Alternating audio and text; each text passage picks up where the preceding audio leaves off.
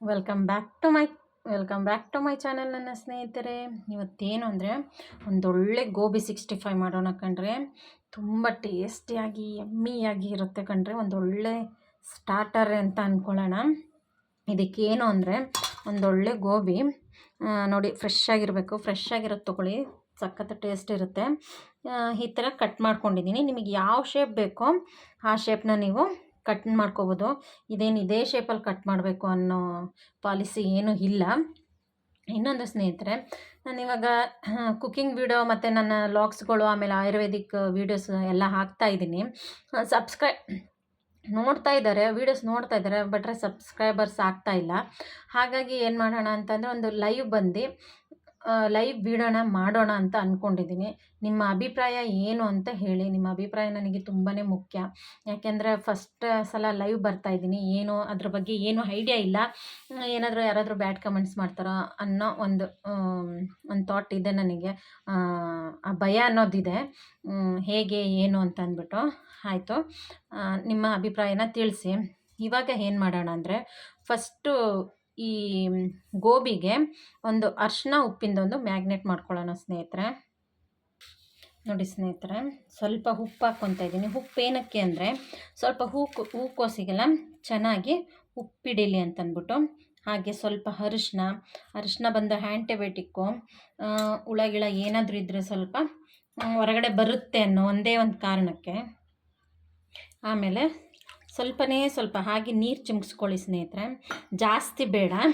ಹೀಗೆ ಒಂದು ಒಳ್ಳೆ ಮಿಕ್ಸ್ ಕೊಡಬೇಕು. ಅದು ಅರಿಶಿನ ಮತ್ತು ಉಪ್ಪಿಂದೆಲ್ಲ ಒಂದೊಳ್ಳೆ ಅದಕ್ಕೆ ಮಿಕ್ಸ್ ಕೊಡಬೇಕು. ಹಾಗಾಗಿ ಹೀಗೆ ಟಾಸ್ ಮಾಡುವ. ಈಗ ಇದನ್ನು ಒಂದು 10 ನಿಮಿಷ ಇಟ್ಬಿಡೋಣ ಸ್ನೇಹಿತರೆ. ನೋಡಿ ಸ್ನೇಹಿತರೆ, ಒಂದು ತಪ್ಪಲೆಯಲ್ಲಿ ಸ್ವಲ್ಪ ನೀರು ಹಾಕ್ಕೊಂಡು ಚೆನ್ನಾಗಿ ಮಳ ಕಾಯಿಸ್ತಾ ಇದ್ದೀನಿ.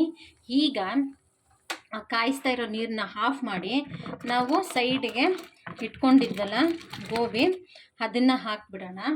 ಹಾಕಿ ಒಂದೆರಡು ಸಲ ಹಾಗೆ ಮಿಕ್ಸ್ ಮಾಡೋಣ. ಒಂದು 2-3 ನಿಮಿಷ ಹಾಗೆ ನೀರಲ್ಲೇ ಇರಲಿ. ಇದು ಒಳ್ಳೆ ಸಾಫ್ಟ್ ಆಗಲಿ ಸ್ನೇಹಿತರೆ. ಸ್ವಲ್ಪ ಅದು ನೀವು ಇದು ಹಾಕಿದ ತಕ್ಷಣ ಸ್ಟವ್ನ ಆಫ್ ಮಾಡ್ಕೊಬಿಡಿ. ಈಗ ಮುಚ್ಚಿ ಇದರಲ್ಲೇ ಒಂದು 5 ನಿಮಿಷ ಬಿಡೋಣ.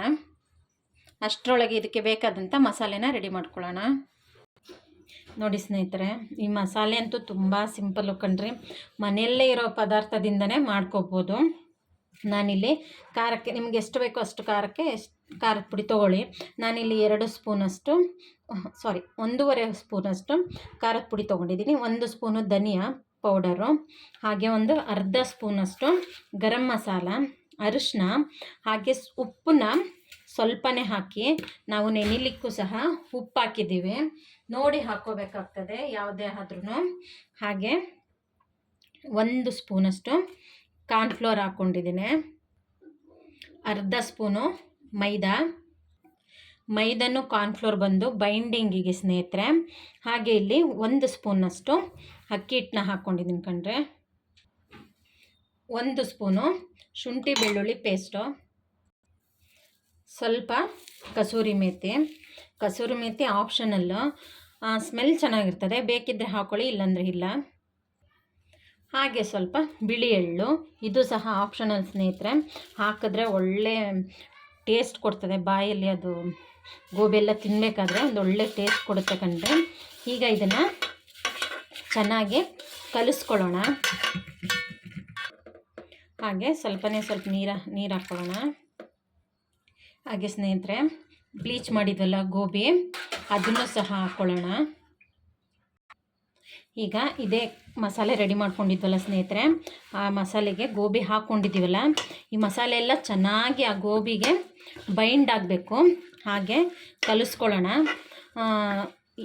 ಗೋಬಿ ಸ್ವಲ್ಪ ಬಿಸಿ ಇರುತ್ತೆ, ಯಾಕೆಂದರೆ ಡೈರೆಕ್ಟಾಗಿ ಬಿಸಿನೀರಿಂದ ತೆಗ್ದು ಹಾಕ್ಕೊಂಡಿರ್ತೀವಲ್ಲ, ಸ್ವಲ್ಪ ಬಿಸಿ ಇರ್ತದೆ. ನೋಡಿ ಇದು ಮಾಡ್ಕೊಳ್ಳಿ. ಇವಾಗ ಫುಲ್ ಇದು ಮಸಾಲೆಗೆ ಕಲಸೋ ಥರ, ಹತ್ಕೊಳ್ಳೋ ಥರ ಕಲಸೋಣ. ನೋಡಿ ಸ್ನೇಹಿತರೆ, ಎಲ್ಲ ಕಲಸಿ ಮಸಾಲೆ ಪರ್ಫೆಕ್ಟಾಗಿ ಬಂದಿದೆ ಕಣ್ರಿ. ತುಂಬ ಮಸಾಲೆ ಇರಬಾರ್ದು, ಆವಾಗ ಗೋಬಿ ಮಂಚೂರಿಯದು ಟೇಸ್ಟ್ ಹಾಳಾಗ್ತದೆ. ಇವಾಗ ಏನು ಮಾಡೋಣ ಅಂದರೆ, ಇದಕ್ಕೊಂದು ಪ್ಲೇಟ್ ಮುಚ್ಚಿಬಿಟ್ಟು ಹೆಚ್ಚು ಕಮ್ಮಿ ಅಂದರೆ ಒಂದು 1/4 ಗಂಟೆಯಿಂದ ಅರ್ಧ ಗಂಟೆ ಇದನ್ನು ರೆಸ್ಟ್ ಮಾಡಲಿಕ್ಕೆ ಬಿಡುವ. ನೋಡಿ ಸ್ನೇಹಿತರೆ, ಅರ್ಧ ಗಂಟೆ ಗೋಬಿ ನೆಂದಿದೆ ಕಣ್ರಿ. ಈಗ ಎಣ್ಣೆನೂ ಸಹ ಕಾಯ್ಲಿಕ್ಕೆ ಇಟ್ಟಿದ್ದೀನಿ. ಎಣ್ಣೆನೂ ಸಹ ಬಿಸಿ ಆಗಿದೆ. ಇವಾಗ ಒಂದೊಂದೇ ಗೋಬಿನ ಹಾಕೊಳ್ಳೋಣ. ನಾವು ಏನು ಕಲಿಸಿಟ್ಟಿದ್ವೋ ಆ ಗೋಬಿನ ನೋಡಿ ಸ್ನೇಹಿತರೆ, ಒಂದೊಂದೇ ಹಾಕಿದ್ದೀನಿ. ಹಾಕಿದ ತಕ್ಷಣ ಯಾವುದೇ ಕಾರಣಕ್ಕೂ ಕಲಿಸ್ಲಿಕ್ಕೆ ಹೋಗಬೇಡಿ ಜಾಲರಿ ಹಾಕಿ. ಆ ಗುಳ್ಳೆ ಎಲ್ಲ ಆ ನೊರೆ ಅಂಶ ಬರ್ತಾ ಇದೆಯಲ್ಲ, ಅದೆಲ್ಲ ಸ್ವಲ್ಪ ಕಮ್ಮಿ ಆಗಲಿ. ಆಮೇಲಿಂದ ನಾವು ಜಾಲರಿಲಿ ತಿಳ್ಕೊಳ್ಳೋಣ. ಒಂದು 4 ಸ್ಪೂನಿಂದ ಹೀಗೆ ಸ್ವಲ್ಪ ಮಗ್ಚಾಕೊಳ್ಳಿ ಸ್ನೇಹಿತರೆ. ಆಮೇಲೆ ಹಾಗೆ ನೊರೆಲ್ಲ ಕಮ್ಮಿ ಆಗಲಿ, ಆವಾಗ ಬೆಂದಿದೆ ಅಂತ ಅರ್ಥ. ನೋಡಿ ಸ್ನೇಹಿತರೆ, ನೊರೆಲ್ಲ ಕಮ್ಮಿ ಆಗಿದೆ ಕಣ್ರಿ. ಗೋಬಿನೂ ಸಹ ಈಗ ಕಾಣ್ತಾ ಇದೆ, ನೀವು ನೋಡ್ಬೋದು. ಚೆನ್ನಾಗಿ ಫ್ರೈ ಆಗಿದೆ. ಇದನ್ನು ಇವಾಗ ತಕ್ಕೊಳ್ಳೋಣ. ನೋಡಿ ಸ್ನೇಹಿತರೆ, ಗೋಬಿ 65 ರೆಡಿ ಆಗಿದೆ ಕಣ್ರಿ. ತುಂಬ ಸಿಂಪಲ್ಲು. ಮಕ್ಕಳು ಸ್ಕೂಲಿಂದ ಬಂದಾಗ ಸ್ನ್ಯಾಕ್ಸ್ ರೀತಿ ಮಾಡಿಕೊಡ್ಬೋದು ಸ್ನೇಹಿತರೆ. ಮಕ್ಕಳಿಗೂ ಖುಷಿ ಆಗುತ್ತೆ, ನಮಗೂ ಹೆಲ್ತಿಯಾಗಿ ಮನೆಯಲ್ಲೇ ಮಾಡಿಕೊಟ್ವಿ ಅನ್ನೋ ಒಂದು ಫೀಲ್ ಇರುತ್ತೆ. ಹಾಗೆ ಈ ರೆಸಿಪಿನ ಟ್ರೈ ಮಾಡ್ತೀರಂತ ಅಂದ್ಕೊಂಡಿದ್ದೀನಿ. ಹಾಗೆ ಹೊಸದಾಗಿ ನನ್ನ ಚಾನಲ್ನ ನೋಡ್ತಾ ಇರೋರು ಸಬ್ಸ್ಕ್ರೈಬ್ ಮಾಡ್ಕೊಳ್ಳಿ. ಹಾಗೆ ಸಪೋರ್ಟ್ ಮಾಡಿ. ಸಬ್ಸ್ಕ್ರೈಬ್ ಮಾಡ್ಕೊಂಡು ಬೆಲ್ ಒತ್ತಾದ್ಮೇಲೆ ಹಾಲ್ ಅನ್ನೋ ಆಪ್ಷನ್ ಬರುತ್ತೆ ಸ್ನೇಹಿತರೆ, ಅದು ಸಹ ಓಕೆ ಮಾಡ್ಕೊಳ್ಳಿ. ಯಾಕಂದರೆ ನನ್ನೆಲ್ಲ ನೋಟಿಫಿಕೇಷನ್ ನಿಮಗೆ ಬರುತ್ತೆ ವೀಡಿಯೋಸ್ ಎಲ್ಲ. ಹಾಗೆ ಸಾನಿಧಿ ಸಿಂಪಲ್ ಅಡುಗೆ ಮನೆ ಚಾನಲ್ನ ಸಬ್ಸ್ಕ್ರೈಬ್ ಮಾಡ್ಕೊಳ್ಳಿ, ಲೈಕ್ ಮಾಡಿ, ಶೇರ್ ಮಾಡಿ, ಸಪೋರ್ಟ್ ಮಾಡಿ. Thank you.